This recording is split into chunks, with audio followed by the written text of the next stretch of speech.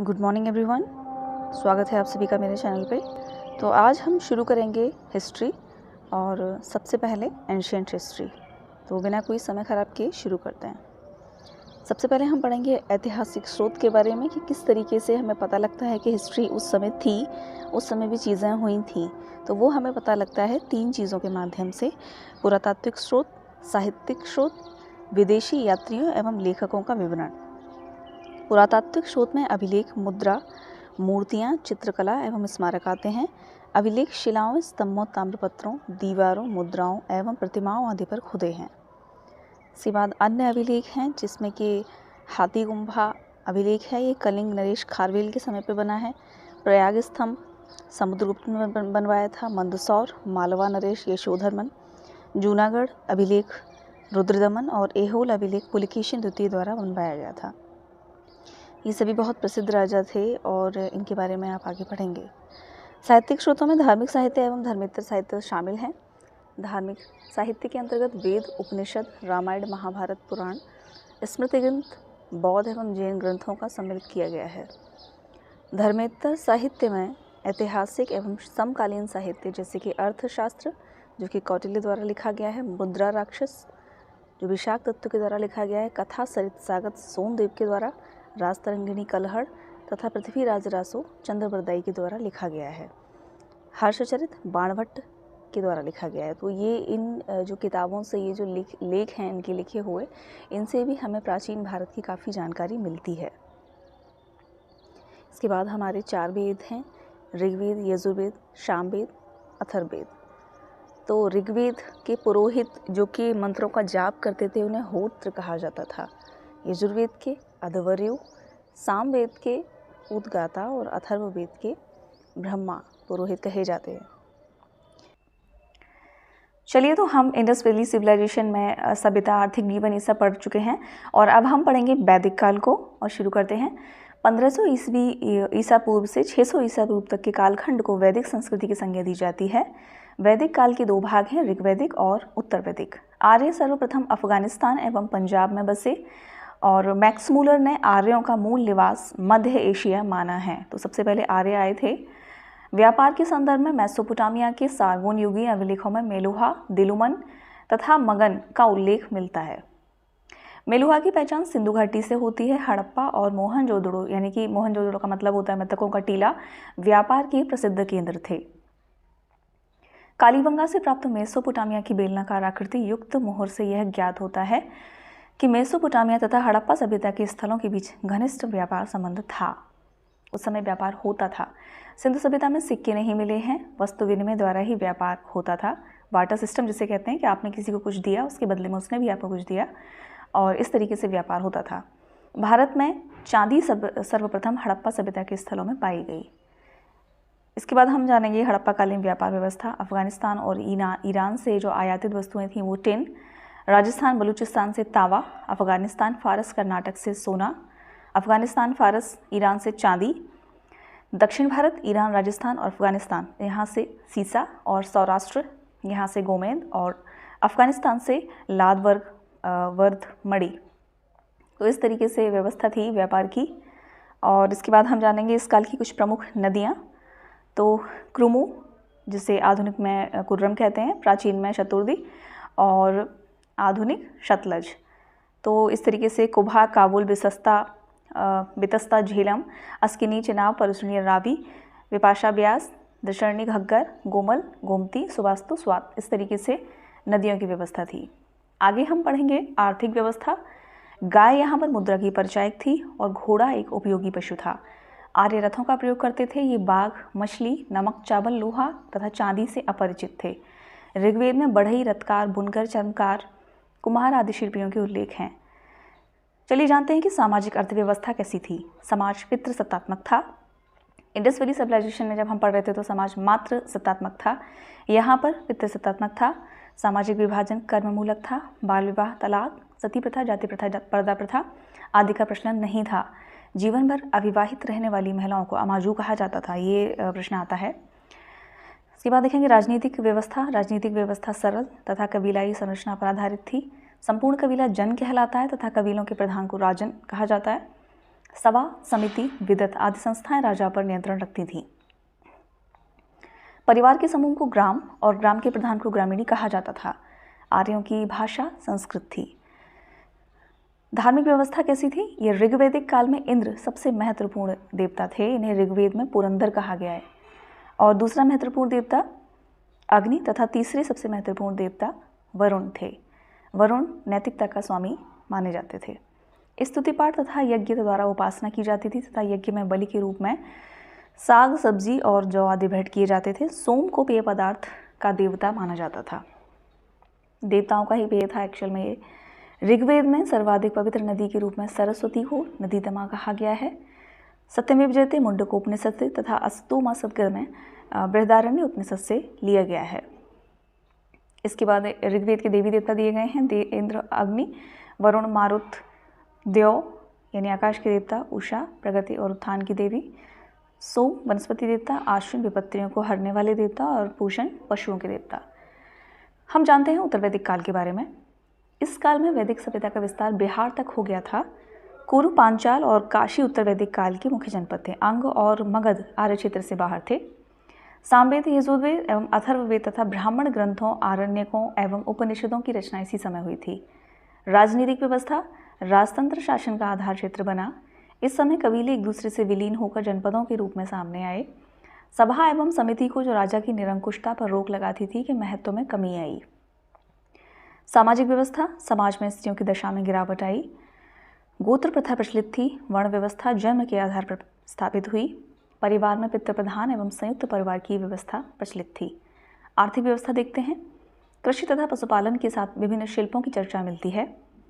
व्यापार वस्तु विनिमय द्वारा ही होता था और मिट्टी के एक विशेष प्रकार के बर्तन बनाए जाते थे। चित्रित धूसर मृदभांड कहा जाता है। ये उत्तर वैदिक काल में पाए जाते थे। प्रश्न आता है, उत्तर वैदिक ग्रंथों में श्यामयस यानी लोहे की चर्चा मिलती है।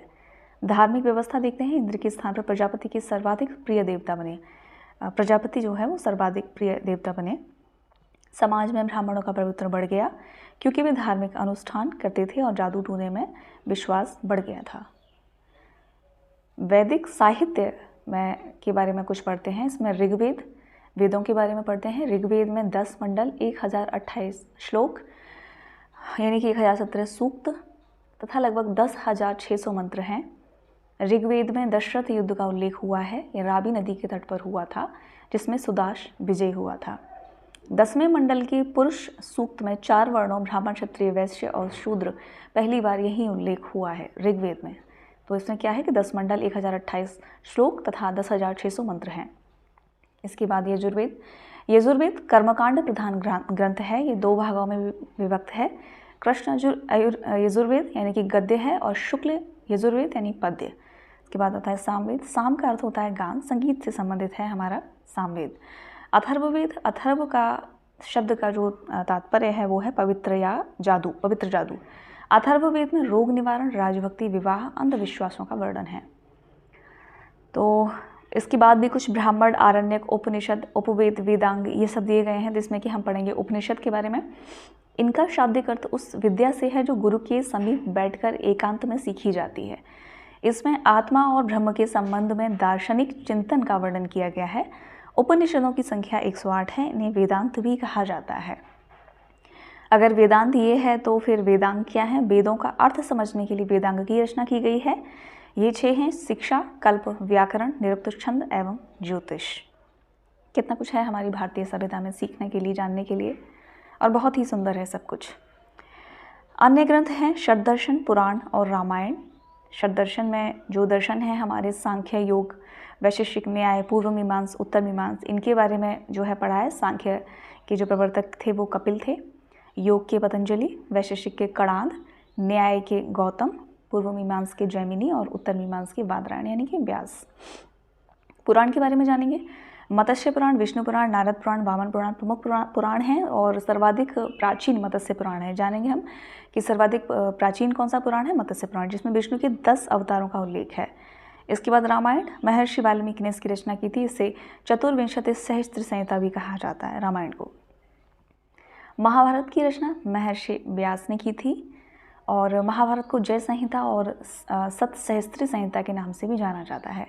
सूत्र साहित्य वैदिक साहित्य में विधि व नियमों के प्रतिपादन हेतु सूत्र साहित्य का प्रणयन किया गया, जिसे कल्प सूत्र कहा जाता है। इसके बाद कुछ महाजनपदों का उदय भी हुआ है, जिसके बारे में पूरा दिया गया है यहाँ पर। अब जानेंगे हम भारत में धार्मिक आंदोलन के बारे में।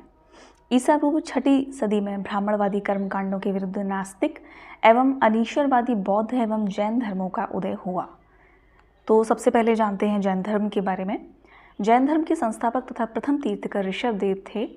जैन धर्म के 23वें तीर्थकर पार्श्वनाथ थे और महावीर स्वामी 24वें एवं अंतिम तीर्थकर थे। महावीर स्वामी के बारे में जानते हैं। इनका जन्म 540 ईसा पूर्व में हुआ था। इनका जन्म स्थान वैशाली के पास कुंड ग्राम में था और बचपन का नाम वर्धमान था। पिता इनके सिद्धार्थ थे, जो कि ज्ञातक क्षत्रिय कुल से बिलोंग करते थे, और माता का नाम था त्रिशला, जो कि एक लिच्छवी नरेश चेटक की बहन थी। इनकी पत्नी का नाम था यशोदा और पुत्री थी प्रियदर्शिनी। इन्होंने 30 वर्ष की अवस्था में गृहत्याग करके संन्यास ग्रहण किया था और इनकी मृत्यु काल 468 ईसा पूर्व में हुई थी। उम्र उस समय उनकी 72 वर्ष थी और स्थान था पावापुरी यानी कि नालंदा, जो कि नालंदा में स्थित है। महावीर स्वामी के जीवन की प्रमुख घटनाएं: ज्ञान प्राप्ति। 12 वर्ष की कठोर तपस्या के बाद इन्हें जंबिक ग्राम के समीप और रिजोपालिका नदी के तट पर साल वृक्ष के नीचे और कैवल्य यानी कि सर्वोच्च ज्ञान की प्राप्ति हुई थी।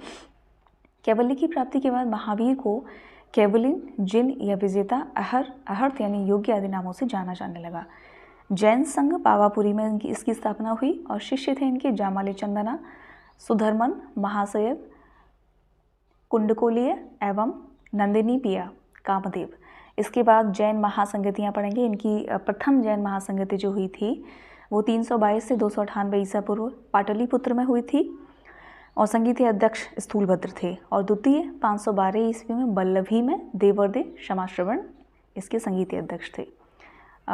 जैन दर्शन का प्रमुख सिद्धांत स्यादवाद यानी कि अनेकांतवाद है। जैन धर्म के त्रिरत्न हैं सम्यक ज्ञान, सम्यक दर्शन व सम्यक आचरण। पंचमहाव्रत अहिंसा, सत्य, अपरिग्रह, असत्य तथा ब्रह्मचर्य। इसमें प्रथम 4 पार्श्वनाथ द्वारा जोड़े गए हैं तथा अंतिम यानी ब्रह्मचर्य महावीर स्वामी द्वारा जोड़ा गया है। प्राचीनतम जैन साहित्य को आगम कहा जाता है। इसकी रचना प्राकृत भाषा में हुई थी।